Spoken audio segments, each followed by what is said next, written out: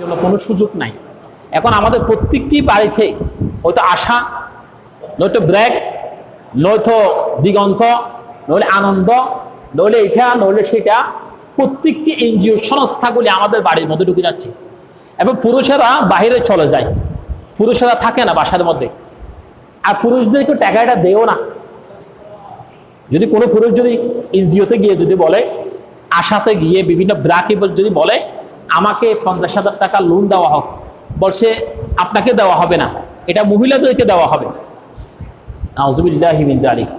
পুরুষেরা তাদের কাছে কোনো গৃহীত, যেখানে পুরুষেরা তাদের কাছে মান নাই, সম্মান নাই, ইজ্জত নাই, কদর নাই, এখানে মহিলাদেরকে ওই পুরুষের লম্পটগুলো এসে এসে আমাদের সমাজের মধ্যে এই মহিলাদের সাথে সামনে বসে বসে কথা বলে।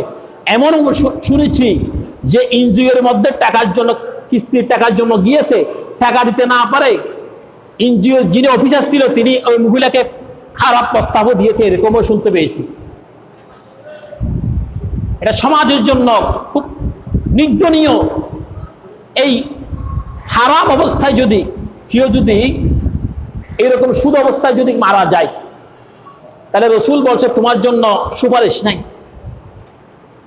আল্লাহ রসুল সাল্লাল্লাহু আলাইহি ওয়াসাল্লাম এরকম জানাজা পড়াবেন, একজন মানুষ ইন্তেকাল করেছেন, তখন জিজ্ঞেস করলেন সুদের ব্যাপার নয়, ঋণ পাবে তো, শুধু সুদ নয়, সুদ তো দূরের কথা, শুধু ঋণ পাবে তো, টাকা পাবে দেখ।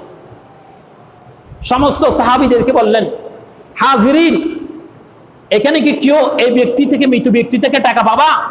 একজন বলল আমি ওনার কাছ থেকে কিছু টাকা পাবো। ওসমান রাদিয়াল্লাহু তাআলা, নবীজি বললেন আমি জানাজা পড়াবো না, ওনার যেহেতু টাকা পাচ্ছে, ঋণ পাচ্ছে, আল্লাহর দরবারে ওনার দোয়া, আমাদের দোয়া কবুল হবে না যতক্ষণ পর্যন্ত ওনার ঋণ পরিশোধ হবে না, ততক্ষণ পর্যন্ত। সুবহানাল্লাহ না।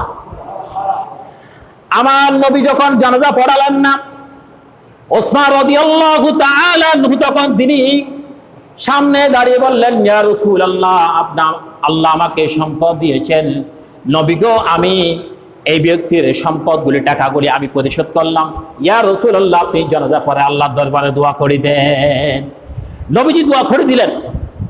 একজন সাহাবীর জানাজা পর্যন্ত পড়ালেন না নবীজি, আর আমরা এখন সুদের টাকা নিচ্ছি, সুদের সাথে সম্পর্ক করতেছি, সুদের সাথে বিয়ে শাদী লেনদেন করতেছি, সুদের বাড়িতে গিয়ে কাটছি, ইমাম সাহেব গিয়ে সুদের বাড়িতে খেতে হচ্ছে, এরকম দাওয়াত দিচ্ছে। সমাজের মধ্যে সুদের সাথে হতে হতে হতে হতে প্রত্যেকটি বাড়ি সুদের সাথে সম্পৃক্ত হয়ে গেছে।